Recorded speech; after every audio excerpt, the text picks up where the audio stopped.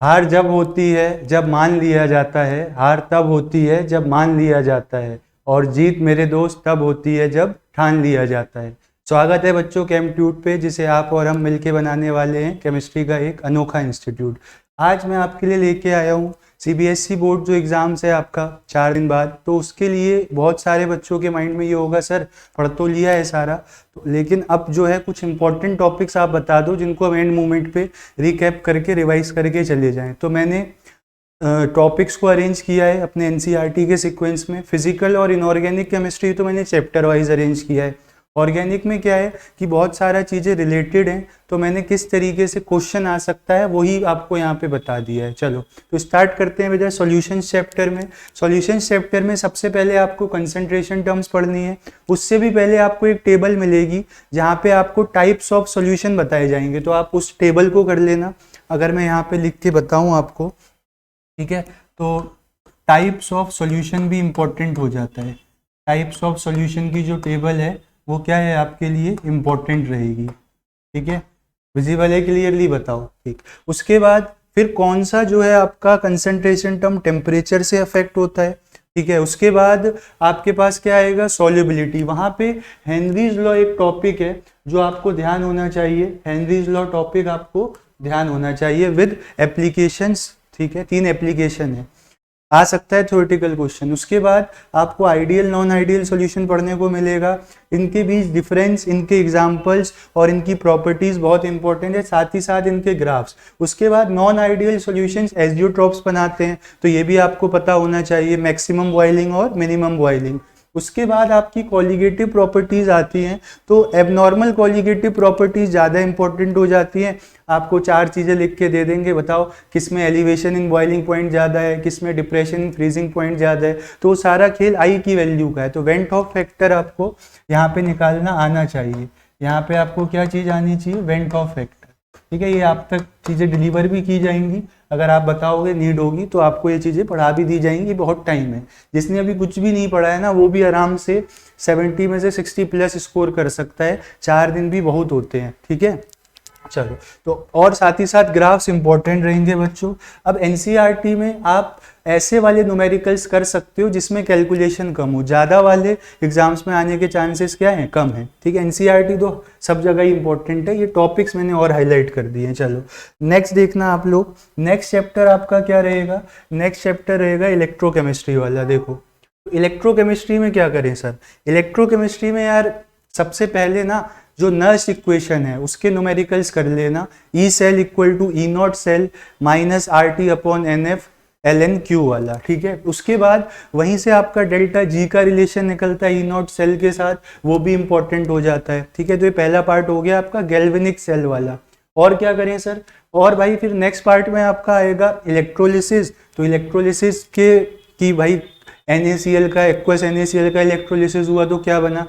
NCERT के back exercise में इसके क्वेश्चन है। ठीक है, ओवर पोटेंशियल रीजन का क्वेश्चन भी आ सकता है कि जब इलेक्ट्रोलिसिस हुई NaCl की तो वहाँ पे क्या हुआ है ना, क्या डिपॉजिट हुआ। उस तरीके से इलेक्ट्रोलिसिस में आपको प्रोडक्ट्स लिखने को आ सकते हैं क्वालिटेटिवली। क्वांटिटेटिवली आपसे फैराडेज लॉ को एक्सप्लेन भी करवाया जा सकता है, न्यूमेरिकल भी आ सकता है। कितना मास डिपॉजिट होगा डायरेक्टली प्रोपोर्शनल होता है चार्ज कितना पास किया गया, m equal to Z I T. ठीक है, उसके बाद आपने सॉल्यूशंस को अरेंज कर रखा है, same amount of current pass किया है, तो वहाँ पे जो मास डिपॉजिट होगा वो भी इक्विवेलेंट वेट्स का रेशियो होता है। ये 2 लॉ हैं। उसके बाद न्यूमेरिकल फैराडे लॉ से रिलेटेड भी। देन आपका कंडक्टिविटी वाला जो पार्ट है ना, वहाँ पे एक वेरिएशन का ग्राफ है स्ट्रॉन्ग इलेक्ट्रोलाइट और वीक इलेक्ट्रोलाइट के लिए, जिसको कि एक्सप्लेन किया जाता है on the basis of Debye Huckel Onsager equation. तो उसको जरूर देख लेना आप लोग। ठीक है, और थर्ड पार्ट जो है, जो अगर याद होगा तभी आप कर पाओगे, वो है बेटा बैटरीज वाला और फ्यूल सेल वाला। तो यहाँ पे आप कुछ जैसे इंपॉर्टेंट मैं आपको बता दूं, एक तो ड्राई सेल कर लेना अच्छे से, ड्राई सेल हो गया आपका, है ना। और उसके बाद आपका कौन सा आता है, वो जो इन बैटरीज इन्वर्टर वगैरह में यूज होती है ना, वो वाली बैटरीज का लेड स्टोरेज बैटरी जिसे आप कहते हो। तो लेड स्टोरेज बैटरी और ड्राई सेल, इनकी रिएक्शंस तो जरूर याद कर लेना यार। ठीक है, फ्यूल सेल्स हो गया और कोरोजन का भी पूरा मैकेनिज्म, एक्सप्लेन करने को आ सकता है कि explain corrosion is an electrochemical phenomena, तो वहाँ पे आपको एनोड, कैथोड और ओवरऑल रिएक्शन लिख के दिखानी पड़ेगी। ठीक, नेक्स्ट पे बात करेंगे बेटा केमिकल काइनेटिक्स पे। चलो नेक्स्ट टॉपिक देखना आप लोग, केमिकल काइनेटिक्स। इससे सर क्या आ सकता है, इससे देखो यार ऑर्डर मॉलिक्यूलरिटी के बीच में डिफरेंस, तो वहाँ पे सारी चीज़ें कवर हो जाएंगी, कहाँ पे डिफाइन होता है, थ्योरेटिकल कॉन्सेप्ट है या एक्सपेरिमेंटल है। उसके बाद जीरो और फर्स्ट ऑर्डर की काइनेटिक्स इंपॉर्टेंट है, इसका इंटीग्रेटेड रेट इक्वेशन, इनकी हाफ लाइफ और इनके ग्राफ्स। देन कौन कौन से फैक्टर्स रेट ऑफ रिएक्शन को अफेक्ट करते हैं, थ्योरेटिकल क्वेश्चन बनेगा। उसके बाद कैटलिस्ट है ना, एक्टिवेशन एनर्जी पे क्या फर्क पड़ता है वो, साथ ही साथ टेम्परेचर डिपेंडेंस जो कि आप आर्हेनियस इक्वेशन से एक्सप्लेन करोगे। देन आपको बैक एक्सरसाइज में टेबल वाले क्वेश्चन मिलेंगे, वो जरूर कर लेना, इनिशियल रेट मेथड से होते हैं, वो किससे होते हैं आपके, इनिशियल रेट मेथड से। ठीक है, ये इंपॉर्टेंट रहेंगे आपके। देन न्यूमेरिकल्स, तो जीरो और फर्स्ट ऑर्डर काइनेटिक्स के कोलिजन थ्योरी, ठीक है, कि not all collisions are effective but only those which have proper orientation and amount of energy result in the formation of product. और एक ये जनरल फॉर्मूला जो रेट कांस्टेंट की unit के लिए होता है, mole 1 - n litre n - 1 second inverse. तो यहाँ से एक एमसीक्यू बन जाएगा, आपको रेट कांस्टेंट लिख के दिया होगा, ऑर्डर पूछेंगे और वो nth ऑर्डर का कुछ भी हो सकता है, तो यहाँ पे n is order of reaction. तो ये केमिकल काइनेटिक्स से इंपॉर्टेंट है। ये बच्चों क्या है आपका फिजिकल केमिस्ट्री वाला पोर्शन। चलो इनऑर्गेनिक पे आते हैं, DNF ब्लॉक। ठीक है, DNF ब्लॉक में आपको क्या करना है, DNF ब्लॉक में अगर मैं आपसे बात करूं तो आपको KMnO4 K2Cr2O7 की प्रिपरेशन और साथ ही साथ बच्चों है ना, प्रिपरेशन और साथ ही साथ उनकी रिएक्शंस की दूसरों को कैसे ऑक्सीडाइज करते हैं। गिव रीजन जितने भी हो NCERT में, account for the following, give reason या एक्सप्लेन, जो भी करके है मतलब, ठीक है, तो उस तरीके के आपको वो जरूर देख लेने हैं, वो सारे रिलेटेड होंगे फिजिकल प्रॉपर्टीज से। देन ग्राफ्स आपके, सर यहाँ कौन से ग्राफ आएंगे भाई, वो एंथैल्पी ऑफ एटोमाइजेशन और मेल्टिंग पॉइंट वाला है।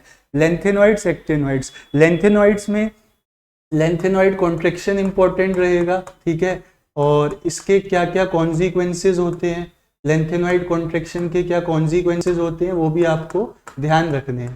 ठीक, लेंथेनॉइड कॉन्ट्रैक्शन के कॉन्सिक्वेंसेज मतलब केमिस्ट्री पे क्या इफेक्ट पड़ता है, एक्टिनॉइड्स, लेंथेनॉइड्स, एक्टिनॉइड के बीच में डिफरेंस, साथ ही साथ ये थ्योरेटिकल टॉपिक है तो इसके PYQs भी एक बार देख लेना। कोई मतलब देखने तो सबके ही हैं बट ये थ्योरेटिकल टॉपिक के जरूर, ठीक है, कोई अलग सा क्वेश्चन आया होगा तो आप उसको देख लोगे। चलो नेक्स्ट आएगा बेटा कोऑर्डिनेशन कंपाउंड्स, वहां पे आपको इनका नाम लिखना आना चाहिए, ठीक है, साथ ही साथ वैलेंस बॉन्ड थ्योरी के साथ आपको हाइब्रिडाइजेशन निकालना आना चाहिए। कोऑर्डिनेशन नंबर 4 दो ही पॉसिबिलिटीज हैं, sp3 dsp2। कोऑर्डिनेशन नंबर 6 एक ही पॉसिबिलिटी नहीं, दो हैं sir, sp3 d2 d2 sp3, तो वो आपको निकालना आना चाहिए। वो निकाल लिया तो अनपेयर्ड इलेक्ट्रॉन है तो कलर कॉज होगा या नहीं होगा, मैग्नेटिज्म पैरा है या डाया है। साथ ही साथ KMnO4 K2Cr2O7 कलर्ड होता है लेकिन उसका कॉज क्या होता है, ligand to metal charge transfer LMCT, not DD transition.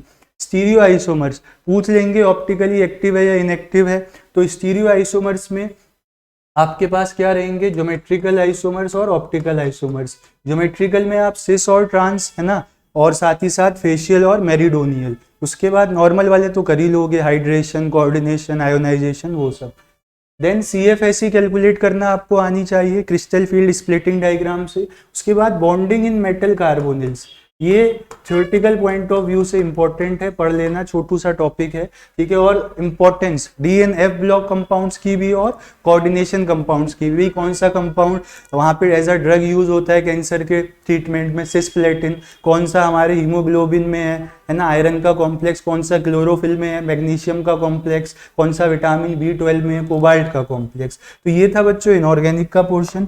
अब मैं अगर ऑर्गेनिक की आपसे बात करूं तो मैंने थोड़ा अलग तरीके से रिप्रेजेंट किया है।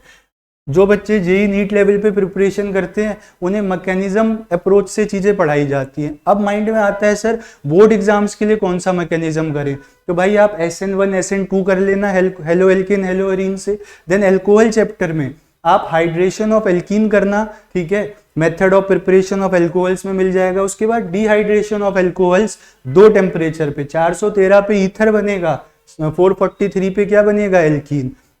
उसके बाद एल्कोहल्स की रिएक्शन HX के साथ जहां पे कार्बोकेटाइन बनेगा, ठीक है, यहाँ पे क्या बनेगा, कार्बोकैटायन। तो यहाँ पे रीअरेंजमेंट भी हो सकता है। एक एग्जाम्पल आपकी एनसीईआरटी में है एल्कोहल फिनॉल ईथर का लास्ट क्वेश्चन। एनसीईआरटी एक्सरसाइज में एल्कोहल फिनॉल ईथर के चैप्टर में लास्ट क्वेश्चन है इसी कॉन्सेप्ट पे, जरूर कर लेना। ईथर की रिएक्शन भी हेलोजन एसिड के साथ न्यूक्लियोफिलिक एडिशन। यहाँ पे एक आप ध्यान रखना, RMgX की यानी कि ग्रिग्नार्ड रिएजेंट की रिएक्शन किसके साथ, कार्बोनिल ग्रुप के साथ। ये इंपॉर्टेंट हो जाती है बच्चों। इधर वाले ये जो तीन है ना, ये बहुत ही भयंकर इंपॉर्टेंट है। इनमें से एक आपको मैकेनिज्म जरूर मिल सकता है, ऐसे नहीं मिलेगा जाके वो रिएक्शन लिख देंगे, कहेंगे इसका मैकेनिज्म दो, तो इतना तो आपको देख के पहचानना पड़ेगा कि सर कौन सी रिएक्शन है। ठीक है, चलो फिर। और मैंने सारे मैकेनिज्म एक जगह वाइंड अप कर दिए। इसके बाद मैं बात करूंगा नेम रिएक्शंस की। बहुत सारी नेम रिएक्शंस है, किसी भी नेम रिएक्शन का मैकेनिज्म मत रटने बैठना, केवल उनकी डेफिनेशन और एग्जाम्पल, केवल डेफिनेशन और एग्जाम्पल। फिडिल क्राफ्ट रिएक्शन है बच्चों, है ना, फिर वो चाहे हेलो एल्कीन्स हेलो एरीन्स की हो, चाहे फिनॉल्स की हो, चाहे एनिसोल की हो, किसी की भी हो, फिडिल क्राफ्ट रिएक्शन एक ही रहेगी, आप लिखाना। सेंडमेयर रिएक्शन है, उसके बाद आपकी Wurtz reaction, Fittig reaction, Wurtz Fittig reaction, Williamson ether synthesis, ये आपको मिलेगी एल्कोहल फिनॉल ईथर में, Kolbe's and Reimer Tiemann reaction. उसके बाद Rosenmund reduction, method of preparation of aldehydes में मिलेगा। क्लीमेंशन भी आपको chemical properties of carbonyl compound में मिलेगा। वुल्फ किस्नर रिडक्शन होता है यहाँ पे। एल्डोल रिएक्शन, कैनिजारो रिएक्शन बहुत इंपॉर्टेंट है। उसके बाद गेटरमैन, केवल गेटरमैन आपको अमाइंस में मिलेगी, गेटरमैन कोच मिलेगी method of preparations of aldehyde में, है ना, बेंजीन CuHCl और एनहाइड्रस AlCl3 के साथ आपको मिल जाता है बेंजल्डिहाइड। उसके बाद Gabriel phthalimide synthesis, primary amines बना सकते हो। Stephen's reduction, Hofmann bromamide reaction, diazotization, esterification, Finkelstein और स्वार्ट्स हैलोजन एक्सचेंज रिएक्शन होती है। तो ये सारी नेम रिएक्शंस इंपॉर्टेंट रहेंगी। उसके बाद एक क्वेश्चन आपको डिस्टिंग्विश टेस्ट का मिल सकता है, मतलब दो कंपाउंड दे देंगे, बताओ इनको डिस्टिंग्विश कैसे करोगे। तो पहले ल्यूकास रिएजेंट जो कि डिग्री ऑफ एल्कोहल्स डिटेक्ट करके बताएगा। टॉलरेंस टेस्ट आपको कौन देंगे, एल्डिहाइड्स देंगे, कीटोन्स नहीं देंगे। फेलिंग्स टेस्ट एल्डिहाइड देंगे, कीटोन नहीं देंगे। ये आपका ब्रिक रेड कलर देगा, ये सिल्वर मिरर देगा। उसके बाद आइडोफॉर्म टेस्ट, वो कंपाउंड्स देंगे जिनके पास COCH3 ग्रुप पहले से हो या ऑक्सीडाइज होने के बाद आ जाए, जैसे मीथेनॉल। न्यूट्रल FeCl3 बहुत ही इंपॉर्टेंट रिएजेंट हो जाता है बच्चों। जब भी एक कंपाउंड आपको फिनॉल मिलता है, फिनॉल को किसी से भी डिस्टिंग्विश करना है तो न्यूट्रल FeCl3 डाल दो, फिनॉल वायलेट कलर देगा वहां पे। कार्बाइल अमीन टेस्ट 1 डिग्री अमीन्स के लिए, Hinsberg reagent primary secondary tertiary amines के लिए। उसके बाद सोडियम बाइकार्बोनेट टेस्ट है, ये कार्बोऑक्सिलिक एसिड्स आपको देंगे जो कि CO2 रिलीज होगा, फिर वो लाइम वाटर को मिल्की करेगा। एजोटाइजेशन वाली रिएक्शन जो है एजोडाइट टेस्ट, तो ये आपको एक कलर्ड कंपाउंड देगा, एनिलीन्स की, है ना, डाइजोनियम सॉल्ट की रिएक्शन है। तो ये डिस्टिंग्विश करने का भी क्वेश्चन आपको मिल सकता है। नेक्स्ट मैं आपसे बात करूं तो नेक्स्ट क्या रहने वाला है। अब एनसीईआरटी में से आपको क्या क्या करना है, देखो जो भी कन्वर्जन आपको 2-3 स्टेप वाले दिखे जरूर कर लेना। एसिडिक स्ट्रेंथ एक अल्कोहल वाले चैप्टर में मिलेगी, एक कार्बोऑक्सिलिक एसिड वाले में, उसके क्वेश्चन। बेसिक स्ट्रेंथ अमाइंस में मिलेगी, उसके क्वेश्चन। ठीक है, गिव रीजन जो भी आपको देखें, give possible explanation, give reason, account for the following, NCERT in text example exercise में से। फिजिकल प्रॉपर्टीज से जो क्वेश्चन मिले, boiling point, melting point, solubility. ठीक है, और कुछ लॉन्ग क्वेश्चंस होते हैं बच्चों, इसने रिएक्ट किया, ए ने तो बी बना, बी ने रिएक्ट किया सी, तो उनको हम A to Z type question कहते हैं। 5 मार्क्स में यहाँ से आपको मिल सकता है। IUPAC नेमिंग का रफली आइडिया देख लेना, क्योंकि 11th में पढ़ी होती है तो 12th में उतना ध्यान नहीं देते हैं, बट क्वेश्चन आ गया तो प्रायोरिटी ऑर्डर अगर याद होगा तो कर लोगे। व्हाट हैपेंस व्हेन वाले सिंपल है ना, कि ये रिएजेंट ने इसके साथ रिएक्ट किया तो क्या बनेगा। उसके बाद कुछ क्वेश्चन ऐसे होते हैं जहाँ पे रिएक्शन के एरो के ऊपर कोई रिएजेंट मिसिंग होता है या रिएक्टेंट मिसिंग होता है या प्रोडक्ट, तो fill in the blanks type question भी आपको एनसीईआरटी से करने हैं। बायोमोलिक्यूल्स की बात यहाँ पे नहीं करी, उसको मैंने अलग से रख रखा है। देखो ये क्या है आपके पास, बायोमोलिक्यूल्स। तो यहाँ पे आपको क्लासिफिकेशन ऑफ शुगर्स जो कि रिड्यूसिंग नॉन रिड्यूसिंग है, उसके बाद ग्लाइकोसाइडिक लिंकेज और पेप्टाइड लिंकेज डिफाइन करने को। अच्छा, ग्लाइकोसाइडिक लिंकेज कहाँ कहाँ पे बनी है डाइसैकराइड्स में, वो। देन ग्लूकोज, एक ही यहाँ पे रिएक्शन का टॉपिक है, वो क्या है, ग्लूकोज। ग्लूकोज की रिएक्शन और उसके साइक्लिक स्ट्रक्चर्स। देन आपके अमीनो एसिड्स के टाइप, एसिडिक, बेसिक, न्यूट्रल है, एसेंशियल, नॉन एसेंशियल है। प्रोटीन्स के structure primary, secondary, tertiary, globular और फाइब्रस। उसके बाद डीनेचुरेशन ऑफ प्रोटीन्स, जो कि आपको बताता है कि प्राइमरी स्ट्रक्चर इंटैक्ट रहता है, बाकी सब डिस्ट्रॉय हो जाते हैं फिजिकल या फिर केमिकल चेंजेस करने से।